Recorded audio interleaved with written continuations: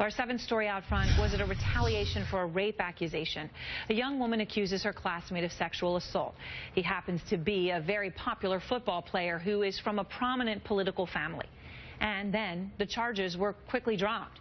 Now she and her family, they've been forced to move out of their small town because the community attacked them.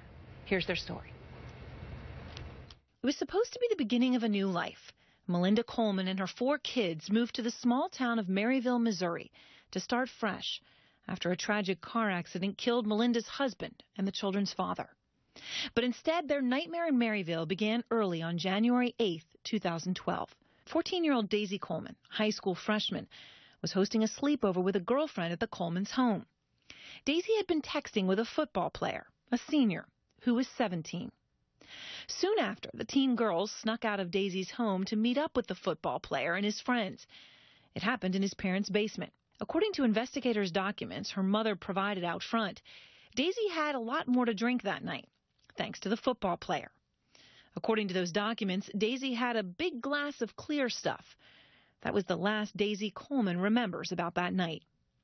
The next morning, Daisy was found outside her front door with no shoes, socks, or coat, despite below-freezing temperatures. Coleman says she tried to give her daughter a warm bath and noticed signs of sexual assault. She immediately called 911. According to the police report Melinda Coleman released to Outfront, the boys who were there that night had a conversation about calling one of Ms. Coleman's brothers and telling him they had found his sister drunk at a party and had brought her home and dropped her off. The goal was to keep anybody from finding out they had sex. The football player, from a prominent political family in Missouri, was arrested and charged with sexual assault. His friend was also charged with allegedly recording the incident on an iPhone. Yet about 2 months after the alleged incident, all of the charges were dropped, except for a misdemeanor, endangering the life of a child by leaving Daisy out in the freezing cold. The Nottoway County Sheriff says both his office and the prosecuting attorney were ready to prosecute, but both the victim and her family refused to cooperate. The only people's stories that have been inconsistent throughout this whole thing are the Colemans, are the victims in this case. And I don't know why that is, but it is. Those claims don't add up, according to Melinda Coleman. In the weeks that followed, the girl's mother claimed there were threats made against her children. Coleman says she was fired from her job at a local veterinarian's clinic. According to Coleman, the backlash from many residents in the town was relentless. So the Colemans picked up and moved again, away from the small, all-American town that was supposed to give them a new lease on life. Well, Daisy Coleman and her mother, Melinda, are out front tonight in an exclusive interview. And thank you, both of you. I know this is difficult, but we appreciate your coming on to tell your side of the story and talk about such a difficult matter. I mean, Daisy, that night you were with friends. I know in some ways it's a night that you will never forget as long as you live. And in other ways, it's hard to remember it. And you were with that senior who's a football player. What do you remember? I remember going out of my window after drinking with my friend, who was 13 at the time. We were watching scary movies and just having a fun time. And after we snuck out, we got into this car where Matt picked us up. And he drove us to his house, and we snuck into his house through his basement window. And I went to go sit on the couch, and he gave me a big glass of a clear liquid. And that's all I remember. And that's all you remember. And Melinda, then you woke up in the morning and you find Daisy scratching on your door, barely conscious, in below freezing weather. When did you realize that something horrific had happened, that she'd been sexually assaulted? I didn't realize initially. When I heard something outside, I thought it maybe was the dogs. It was about 5 in the morning. It was 10 till 5, and I just heard something outside. And got up and went out, and my youngest son and I found Daisy in the yard.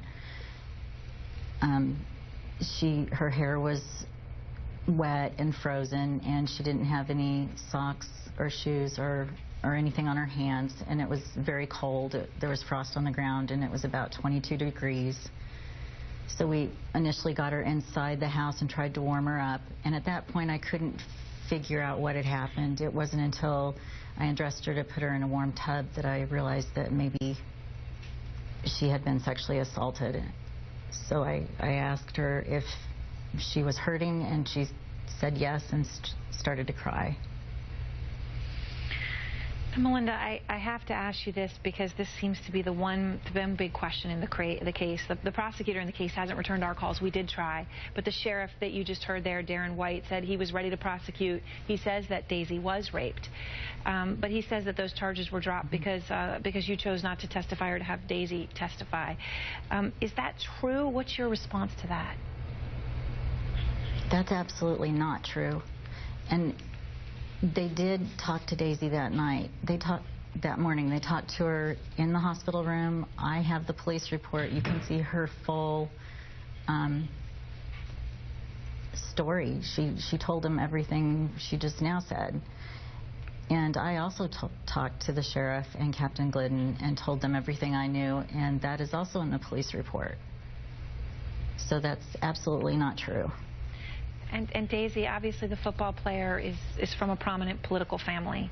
And do you think, when you look at this now, that played a role in how the case was handled and in the fact that the charges were dismissed and how you were treated?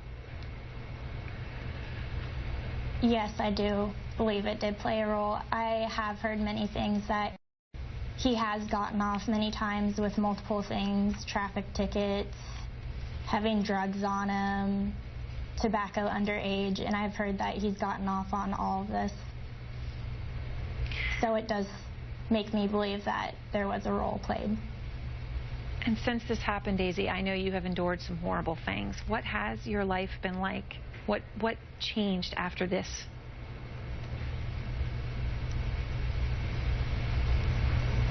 There was really a lot of cyberbullying, and at first